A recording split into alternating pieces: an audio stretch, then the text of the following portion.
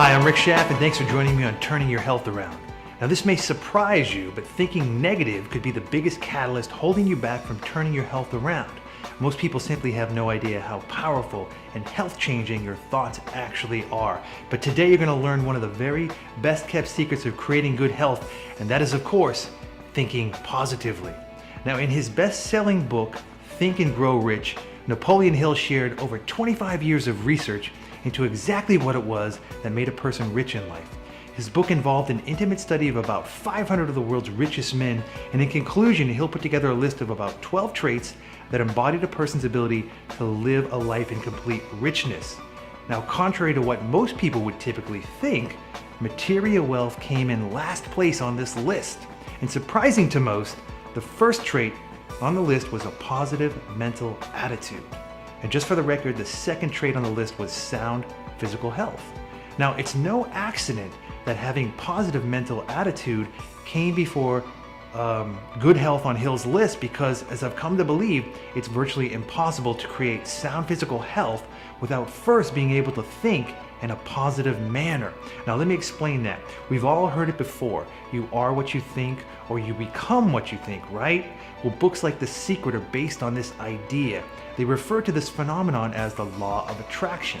Now, one of my favorite quotes from this book is by the great automobile pioneer Henry Ford, who said, "Whether you think you can or think you can't, you're right."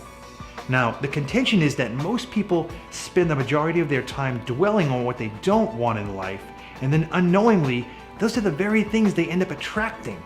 Like a magnet, they pull in negative thoughts to create their own reality. I hate my job. I'm so fat. I'm such a dummy. Come on now, you know what I'm saying here. The idea is to stop dwelling upon that, on the things that you don't want, and instead shift your focus and meditate on the things that you would like to see happen. So a better way of thinking would be like this. I want to find a job that's better for me. I want to be in a better shape in 3 months. Or I want to learn more about the world so I don't feel so stupid. It's a much more positive way of thinking. Now, one way to facilitate this change is to use the power of visualization. See, when you visualize, you actually materialize. To give you an example, scientists found that when an athlete visualizes about an upcoming competition, the same muscles he uses or she uses in that event will actually fire during an intense visualization session. Now, that's pretty interesting to me. It proves that the mind is much more powerful than most people would like to give it credit for. So when you start to focus positively on the things you want, that part expands and grows, and the negative thoughts of what you don't want just start to contract and fade away. I remember one night as I was laying in bed, I had a profound revelation about the power of thought. I was thinking about my life, and I was, of course, trying to think of all the things that I could do to control a certain situation. When suddenly I realized I didn't have control over anything really, except one thing, and that was my thoughts. Now, as far as I can tell, the only thing God gave us control over in our lives is our thoughts. That said, your thoughts must be very important. And from that day on, I started to treat my thoughts with much more respect. Now, this realization was life-changing for me.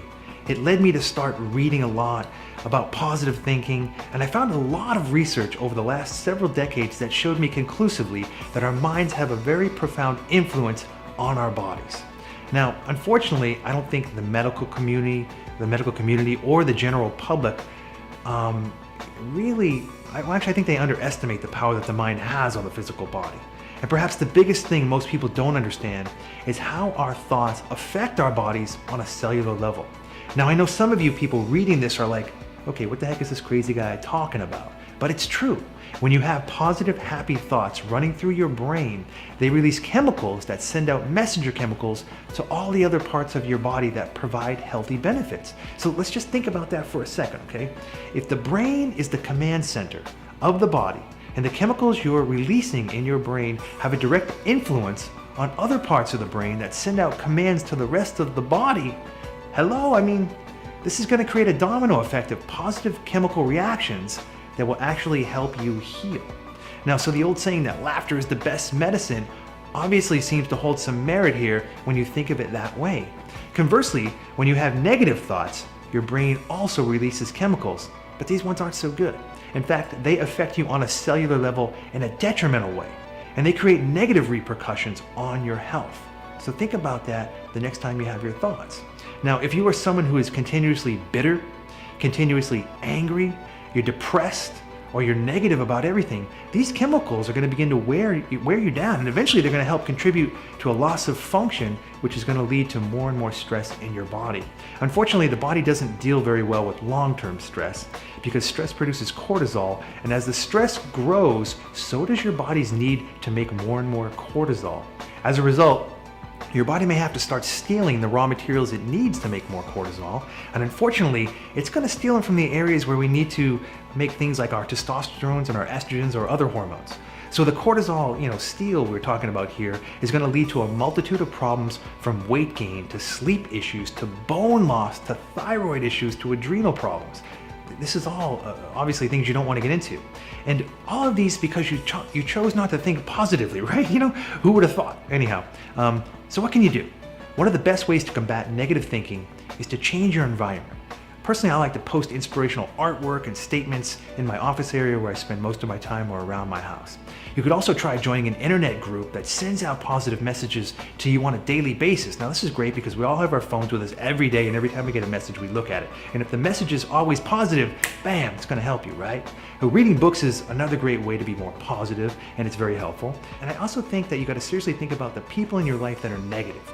You got to consider spending less time with people who are negative, because at least until you change the way you think. The point here is to surround yourself with positive people, positive places, and positive things, because all of these will begin to have a positive impact on your thoughts.